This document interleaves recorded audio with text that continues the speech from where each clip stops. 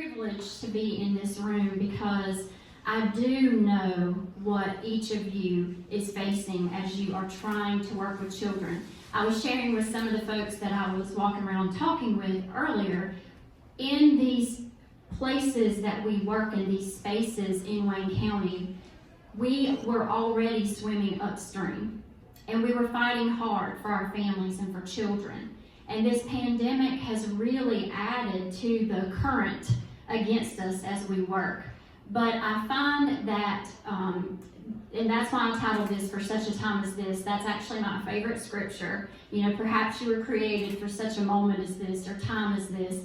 And I think that this is the time that we were created to live into. So I hope today the things I'm going to be able to share with you will rejuvenate you for the work that you do and reaffirm that what you are doing matters. Because I can tell you as a professional in the mental health world and the social services world, often we get a little bit burned out. Is that okay to say? We get a little jaded sometimes.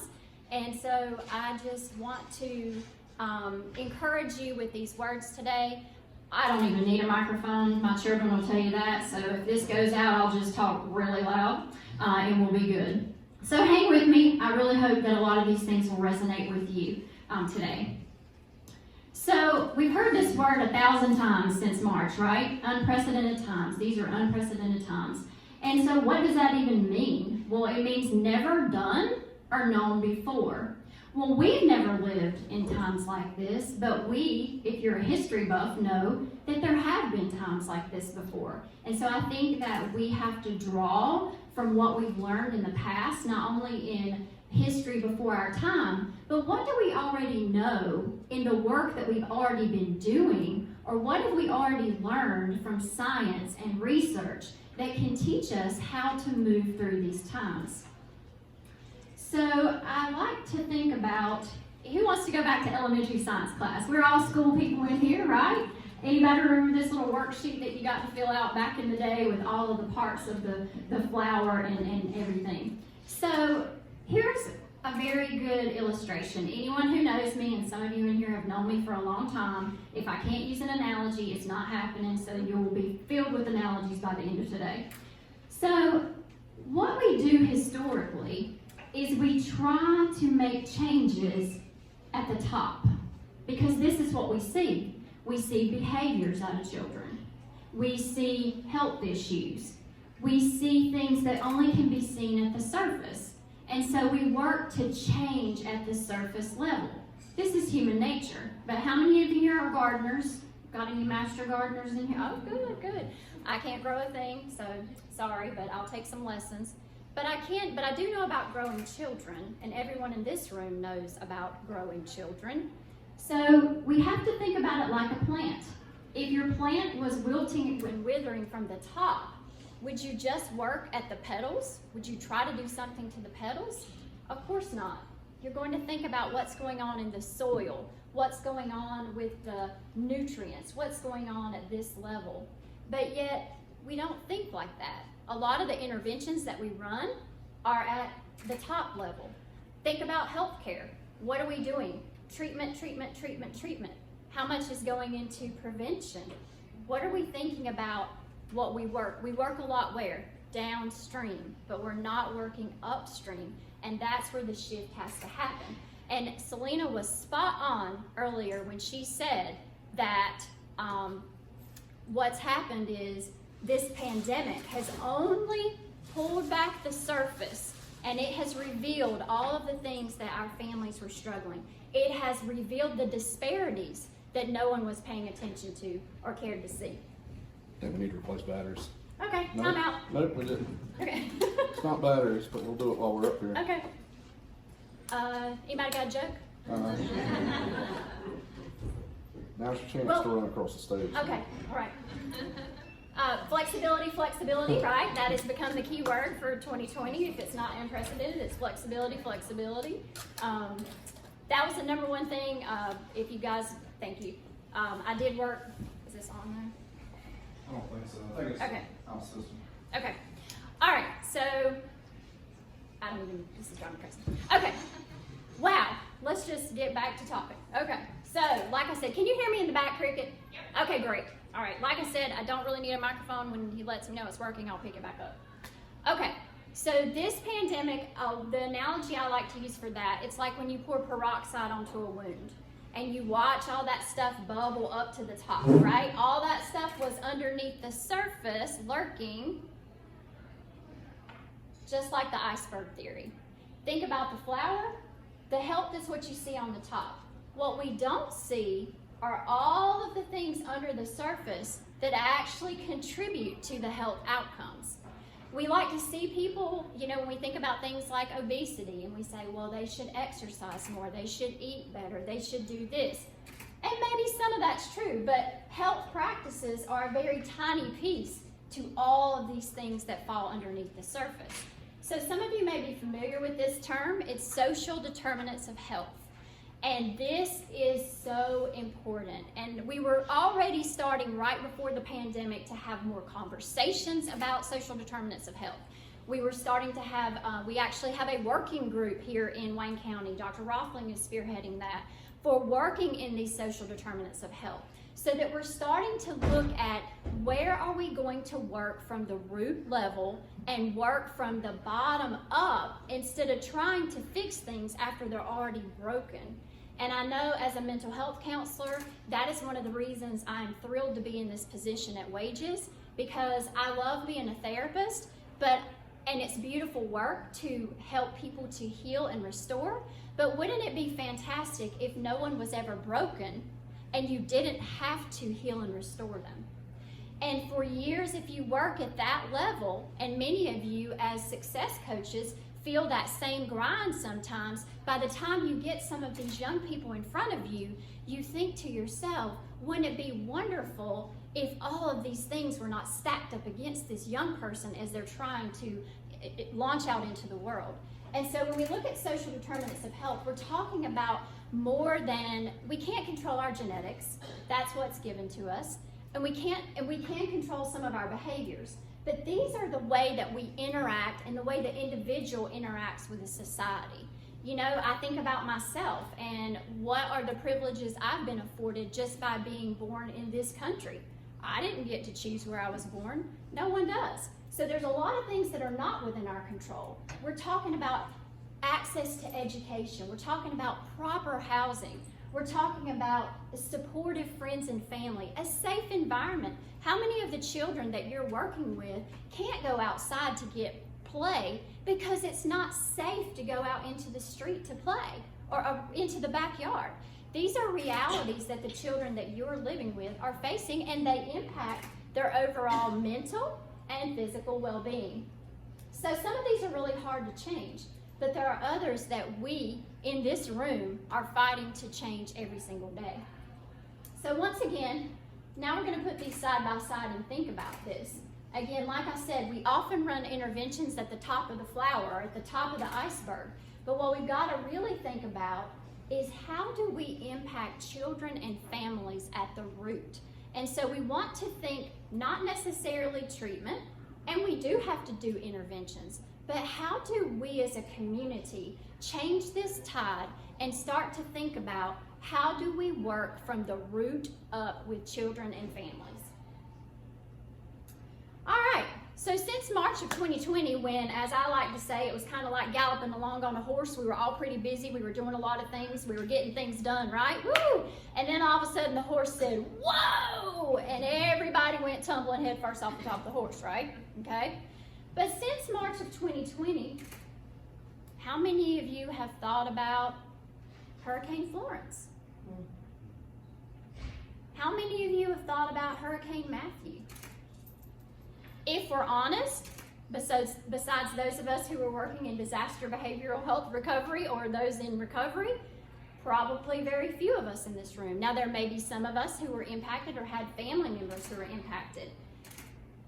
We still have families who are displaced, not just from Hurricane Florence, but from Hurricane Matthew, okay? So our community here in Wayne County was still rocking and reeling from 2 back-to-back hits of major catastrophic hurricanes. Weren't those unprecedented as well? Every time it's the 100-year flood, it was like 5 years ago, right? Or wait, 2 years ago, okay? So we have many families. This hit our county. This is a huge economic hit for our counties.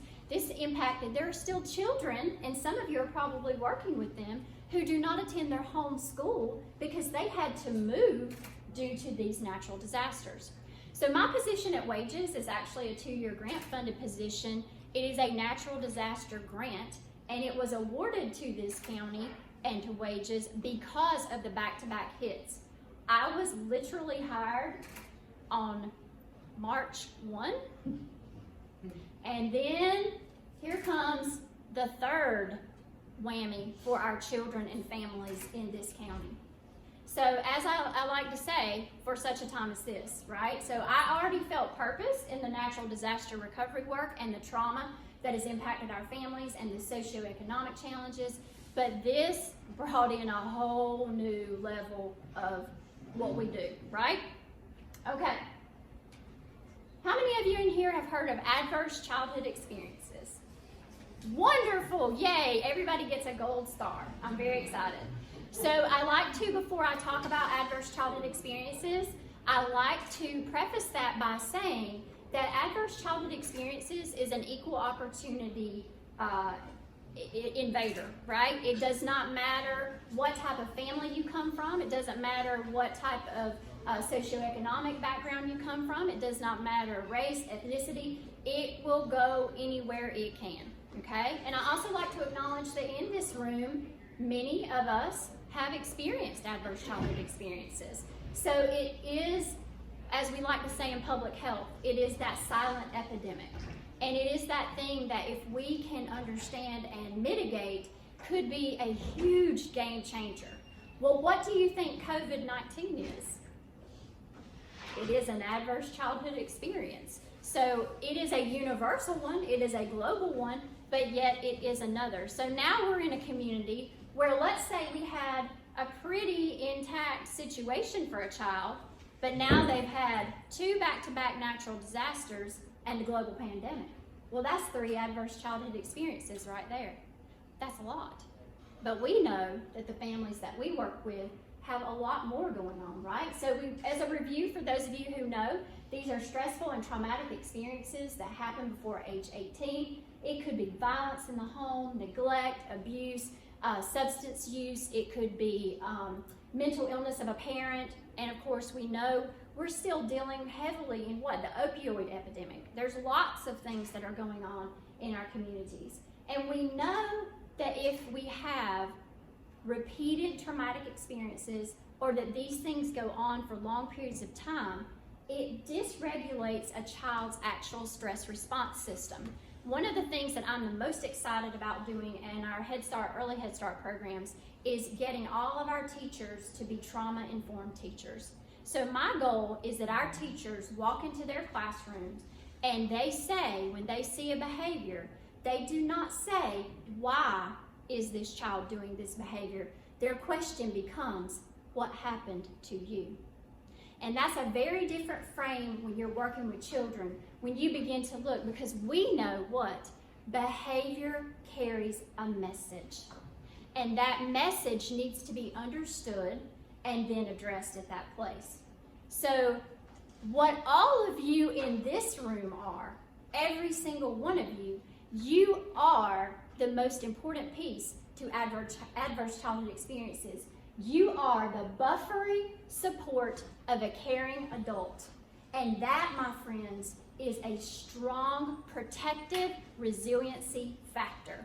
And there's not enough money that I can put on the value of that as a mental health professional for these children. So we're going to talk a little bit more about that as we go. So the children that we're addressing and we're talking about, now they've had back-to-back natural disasters, global pandemic, but many of the children in our community were already dealing with severe poverty. And poverty is an adverse childhood experience. Alcohol, substance use in the home, domestic violence, a family member struggling with mental illness, a family member that's incarcerated, or parents who have died. Divorce is an adverse childhood experience. Sadly, in our society, it's become very commonplace, and so sometimes we just kind of gloss on by it. But that is a death of a family for a child. It's a very traumatic experience. So we're going to talk a little bit about one of my favorite things, which is a little bit of neurological science.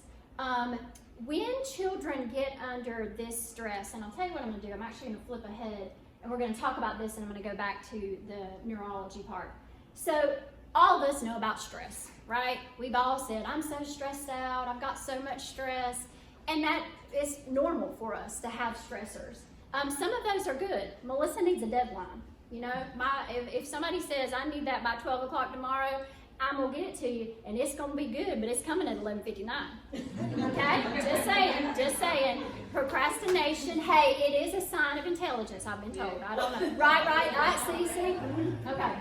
So that positive stress is very important in our lives. It does help us to move along and get away, get things done that we need to. The first day of school for a child, these are normal stressors that goes away. The fear that you get when you get that shot, and then it's like it's gone. So what happens is our stress response kicks in, like I gotta get that done, I gotta get that deadline, and then remember that good feeling after? Woo, okay?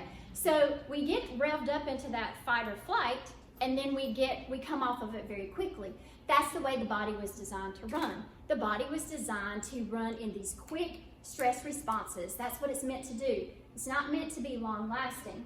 We move into something called tolerable stress. Tolerable stress lasts longer. These are the things like we're talking about when we were all amping up for hurricane season, and you get prepped up because the hurricane is coming. And then with Hurricane Florence, we watched it, for 2 weeks? The eye come at us because it moved at like 1 mile per hour.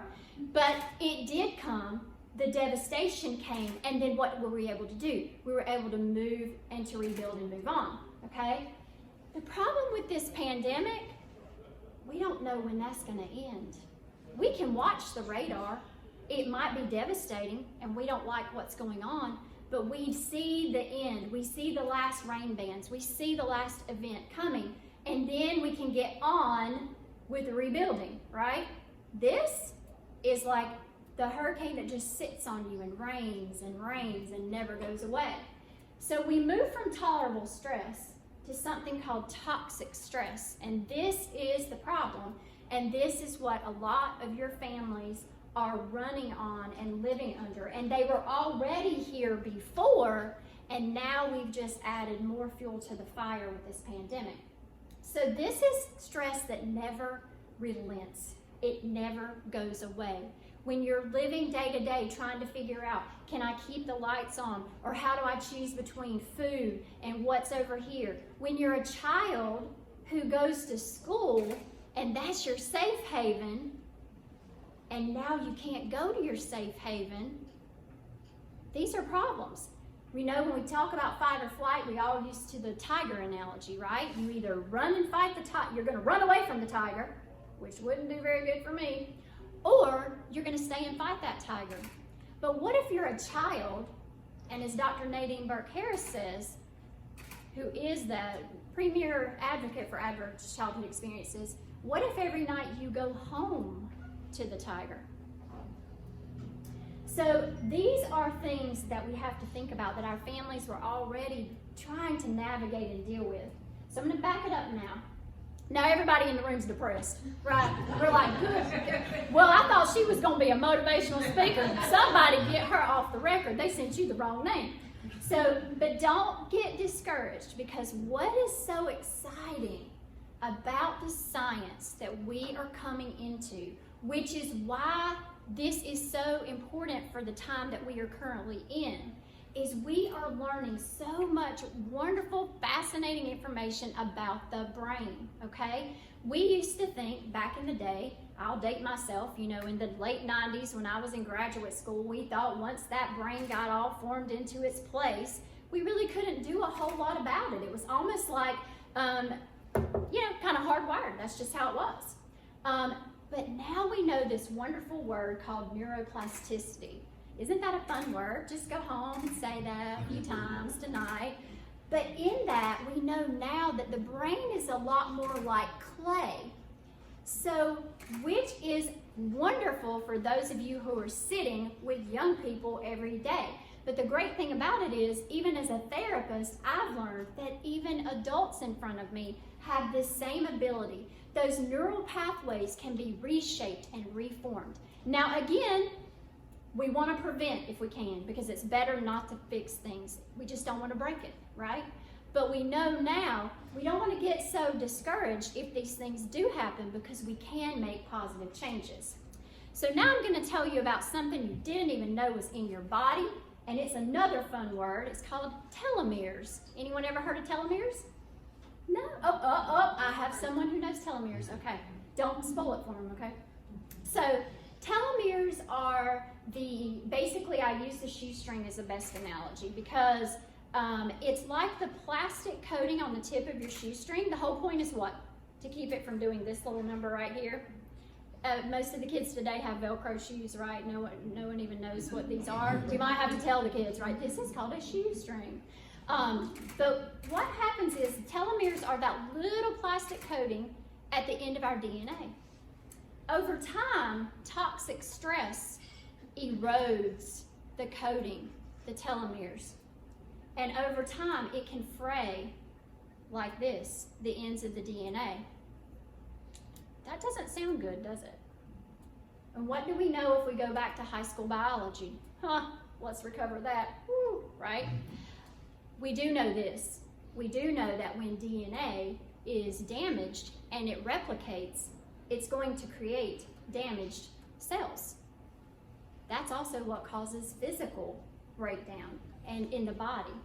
So this is super important, because what we're learning is that mental well-being and trauma and stress actually does break down the physical body. Now, I don't know about any of you in this room, but we've all had our stress responses. Maybe you get chronic headaches, or maybe you've got the GI disturbances, or things happen.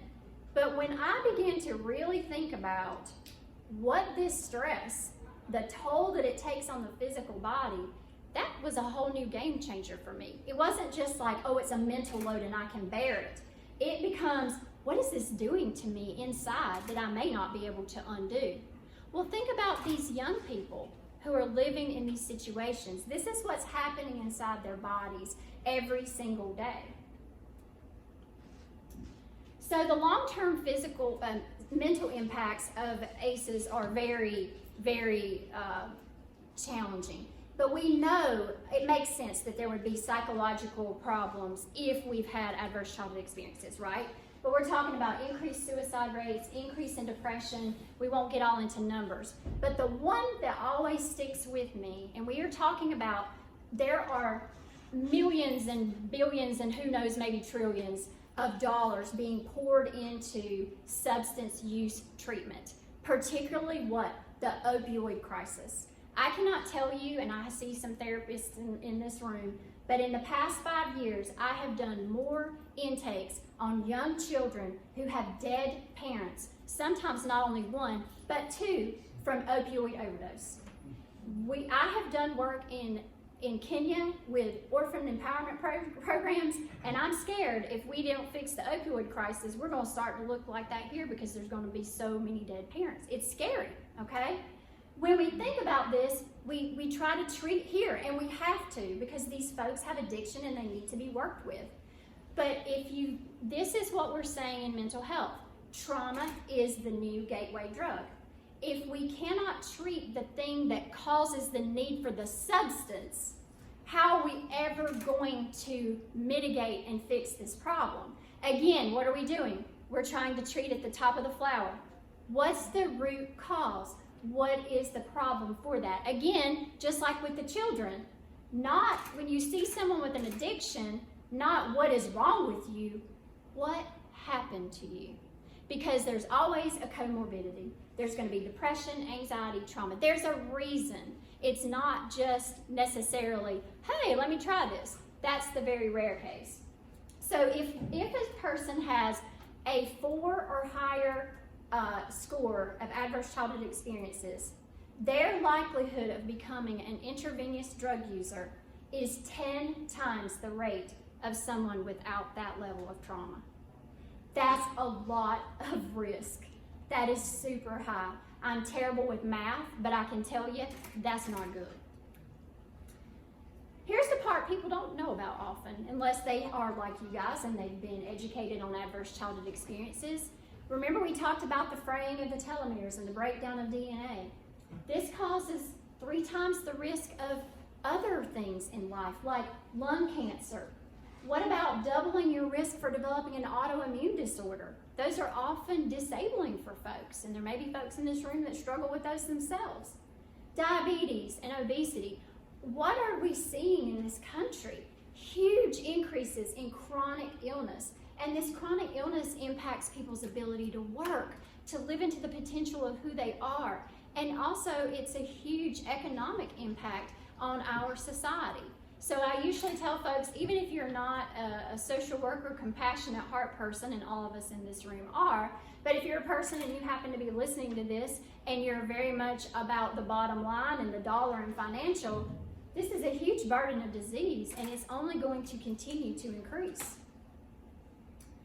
So what are going to be, we already were dealing with all of that, right? What are some even more impacts that we're concerned with COVID-19? And one of the great things I love about my position is being able to feel like I am working at the root level in my agency, with my teachers, with my families, and we'll talk a little bit more about some of those interventions in a moment. But the things that really concern me, particularly here in Wayne County, having lived here for 25 years, we were already struggling with families who either were on the margin or already below in that poverty line area. How many families are you hearing about? I know I am daily, that one has lost their job or their wages have been cut back.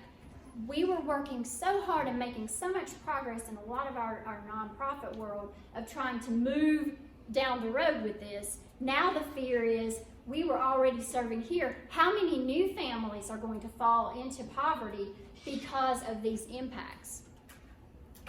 Obviously, this is the one that impacts this room the greatest. And you guys know this better than anyone else in this county. We are concerned about that widening of the education gap, okay? I hate to say it this way, but it is going to be the haves to access to technology and the have-nots to access to the technology, right? And you guys, I have walked around and had some wonderful conversations today, and you guys are doing some bang up work of trying to find ways, just like we are. How do you engage parents? How do you connect with parents? How do you connect with these children, right? And even though we like to tease a lot about the young people, and I know, you know, a 5-year-old could probably fix my phone quicker than I ever could, which is true, but they have to have access to a device, and they have to have access to reliable internet sources. And, you know, people have, you know, and people try to do really creative things. But this is also a very rural county. People might be shocked to find out that there are actually homes that it's not possible to get internet to. I myself moved in May. 30 days it took to get a reliable internet connection. And I have resources, and I know people, and as you can see, I'm very vocal, and I will call the line until I hold for 5 hours, and I may have done that until you get your boss on the phone, okay? So that's someone who has the ability to navigate and to work through things. I had a little bit of bandwidth left, a little, not a lot, but a little bit. If you don't have that, or you don't have these resources, it's not just so easy as get some internet, right? Learning styles. I do not like online learning myself. I like to be in person. I've done so many trainings in front of a camera. Hi, virtual audience. I'm glad to see you today. I've done so many trainings in front of a camera. I feed off of the people in the room. I don't know if I'm just on the camera. Do you know about adverse childhood experiences? I wouldn't have known if I couldn't see your hands go up. It's things like that. These children are not all equipped or want to be able to learn online. And particularly when we talk about getting down to our younger children, that touch, the hug, even though if they are in the classroom, and I know many of you miss all of that interaction. And I wonder with the younger children too, particularly when I think about our Head Start, early Head Start children, there's so much with facial recognition for children, cueing that picks up on smiles or what's going on. What do you see behind that mask? We're not seeing that. And that mirroring that goes on that's so important in brain development just makes me wonder about those things. You guys were working already with the nutrition, but also lots of kids get behavioral health through school. Lots of kids get occupational therapy or physical therapy or things that they've been not able to access because of this time. Increased exposure to abuse. I remember early on, I was a guest on some show, I don't know, I've been on something, and somebody made the comment, they said, isn't it wonderful that the numbers are not ticking up on the abuse hotline? I said, no, actually it scares me. Because you know what we lost when kids went out of school all that time? We lost the eyes on them. We lost the mandatory reporters. Abuse did not decline. It probably increased, but there was no one to see it. And so that's a problem that we all in this room, I'm sure, shuddered to think about. Being locked down is not always a great thing when you're a child in that type of environment. So also you guys see it in your parents. There's an increased parental load, the stress of that. Parents tell me everything from the stress of trying to figure out how they're going to go to work when their kid can only go to school 2 days a week. How are they going to do this? Parents who are feeling very overwhelmed about keeping the home clean enough. Parents who are stressed out because they've got elderly family members that they're trying to caretake for and keep them safe in the middle of juggling 2 jobs and doing all the things that they were doing to start with. This is a lot. It's a lot for parents to deal with. Less time in school means also less time for you guys to give these wonderful services and to be there as supportive individuals. And here's the one that also makes my skin crawl. More time online makes children more vulnerable to online predators. And don't think they haven't upped their game, because they have. I mean, breaking into school Zoom rooms and all kinds of things that just, who would even think of such? But it does expose children to more of these situations. Increase in mental health demands. And we already, as clinicians, were overwhelmed in behavioral health. There's not enough of us to go around, and we work in rural areas. So people coming out of school, they like to work in big cities, right? So unless you are born and raised, or you come to this type of area, this is not just a destination place. We love it because it's home, right? And it's great.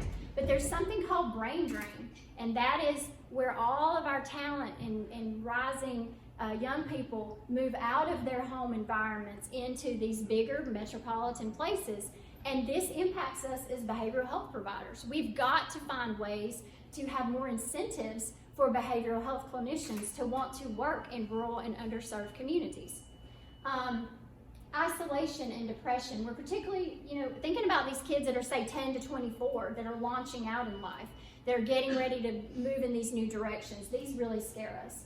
How about just growing up thinking the world's just not a safe place? That's a really horrible feeling, right? And the pandemic has increased that for many people. Of course, like I said, many kids receive their mental health services through school-based services, and that's not always been possible. And I will say a lot of people, and I'm thrilled to have the telehealth option. I don't want to say it's better to have something versus nothing, but I can tell you, particularly with children, it is a barrier. It really is. It's better than nothing. I do not want to say that it's not a good thing to have, but you guys who are already doing Google Classroom or Zooming or whatever, it's a very different feel, isn't it? There's still something missing. And that's how I feel about therapy online as well. Again, we need to do something, and that's better than nothing, but it's still not the same. And again, we talked about those long-term physical aspects. And again, our system is so strained. Most of the agencies that I've looked at, it's sometimes up to middle of January if you call to now to get an appointment. And it's just, like I said, there's just not enough of us to go around.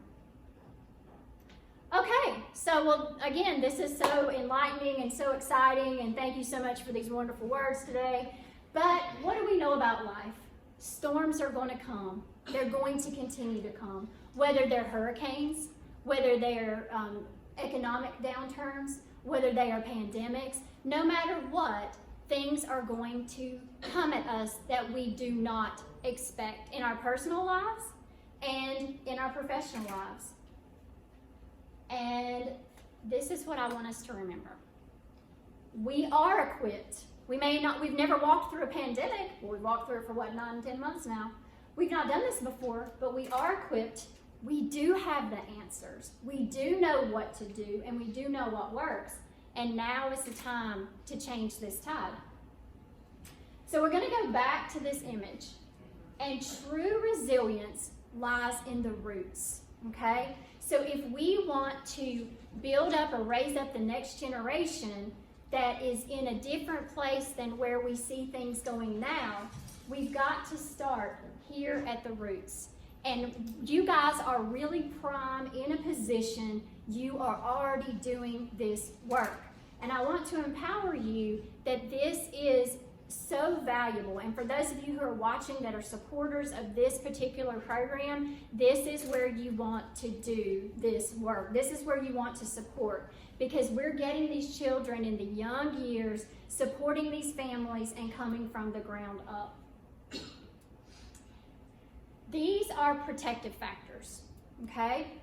Now, how many of you right now in your mind, you don't have to say it out loud, but I want you just to think either of a child that you've worked with over the years. Maybe it's yourself. Maybe it's someone you know, a friend or someone you know in your community that you really admire because they've gone through a lot of personal struggles, and they still seem to have a positive attitude, and they press on and they move forward. See, all those things we just talked about before, those aren't necessarily death sentences if they happen. What changes that and what mitigates that are these protective factors. So as a community, if you say, what do we do about these things? This is where we put our time, our energy, and our resources and our passion, okay? Parental resilience. How many of you, I've got this down here, but you hear this a lot probably. Well, problem with this generation is these parents, and I guess maybe that's me because I'm a parent, but it's these parents. What if we were instead saying, what do these parents need to be supported? What do they need? Do they need information? Do they need more hands on deck? What do they need to feel supported? And we've got to work to build that parental resilience. It's key, because if I'm a single mom coming home working 2 jobs, I've got 0 margin on me. And now I've got to come home and figure out how to get online and log on and help my kid get through school, or I've got to figure out how to deal with, I'm trying to make an appointment because they've got a mental health issue, but I can't get them in, but I can't take off work. These are lots of things. What can we do to help build that parental resilience? Social connections. And I love technology because it's been able to bridge us. Think about if this had happened 20, 30 years ago. We wouldn't have the ability and the capability to do the things that we're doing to connect with one another, okay? But also these devices are also decreasing social connection. And now we've gone into a pandemic, which is isolating people further as far as that social connection. So how can we got to think about how to build these connections. Knowledging of parenting and child development. I always say, when I buy a car, I get a manual with it. Now, I've never read it. I've never even opened it. I don't even care. But it did come with a manual in case I need to know something. Children do not come with a manual, yet we almost expect people to know. And those of us who work with children, it's innate, or we've learned this over time. But this is new for parents. And parents need to understand, what is normal child development? And what do I do when these things happen? So one of the things that we're doing at Wages is increasing, and I know the Partnership for Children is huge in this as well, increasing our parenting presses for Triple P provider. I'm a Triple P provider for parenting, trying to help our parents. We're empowering them. A lot of times parenting programs, I think, have a negative connotation in our communities, because I think often they've been required and they're seen as you're a poor parent if you go to parenting classes. You're not a good parent. we've got to change that around to no one knows how to be a parent, and let us help support you in this. It was hard, it was difficult. Let me support you as you're going through this.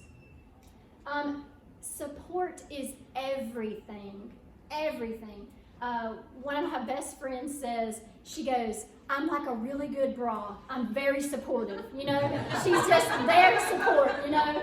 And that's what people need. If you think about times that you've gone through when they were really difficult times in your personal life, that support, and it also is the key. As a mental health counselor, it's one of the first things I'm going to assess when someone comes in. What is your access to support? Who are your people? Who's in your corner? Who's your tribe, right? It's very important. And a lot of times these folks are very isolated. We have to figure out where can we come in with this support, which is what all of you are offering in this room. Social and emotional competence of children. If I could just get on a soapbox for days and days and days, it would be this topic. And that's one of the things we're addressing. First of all, let me just say, I have learned so much in the past 6 months about Head Start, early Head Start, that I did not realize. But they have been doing all of this way before it was cool to do all of this, okay? So I'm very excited to be in something where we're taking something that was already evidence-based and moving it forward.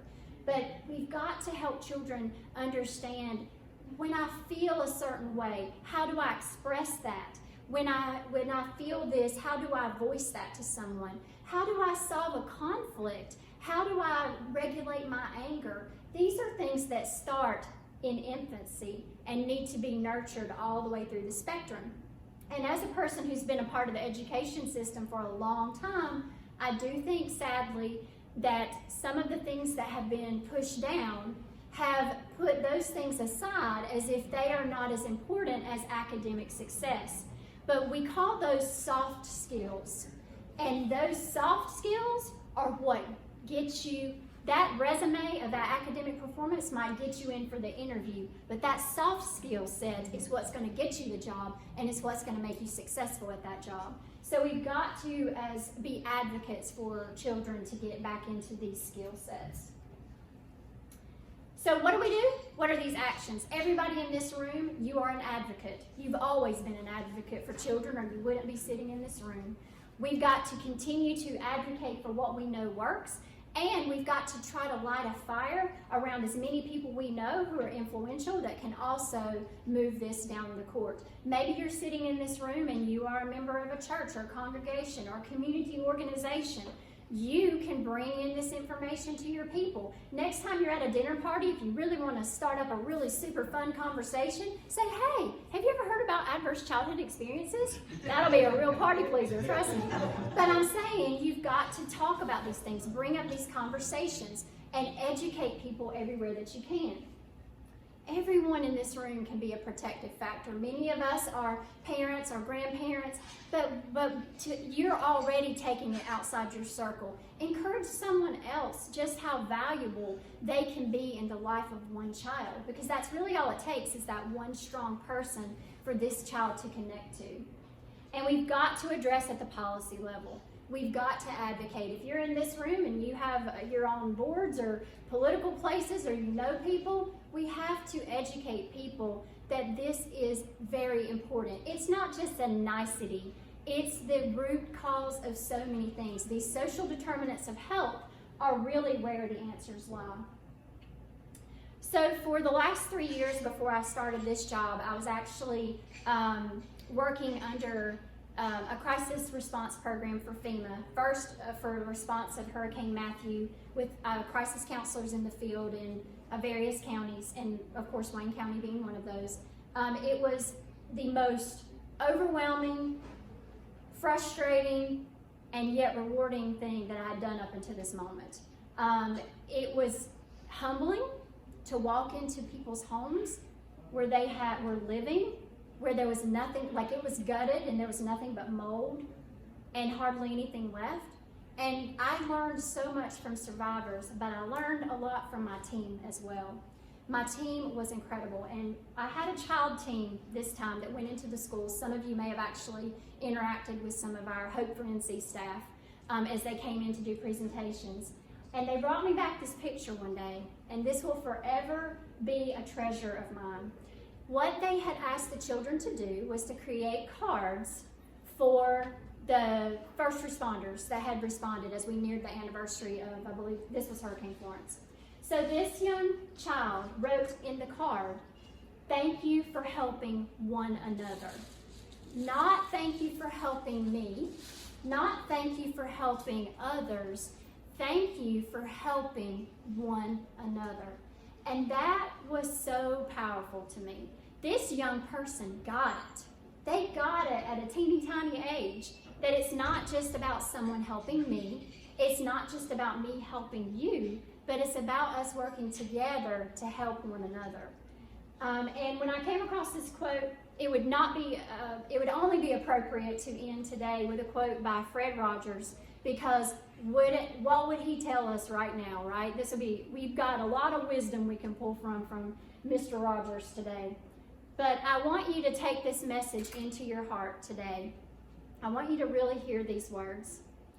I hope you're proud of yourself for the times you've said yes, when all it meant was extra work for you and was seemingly helpful only to someone else.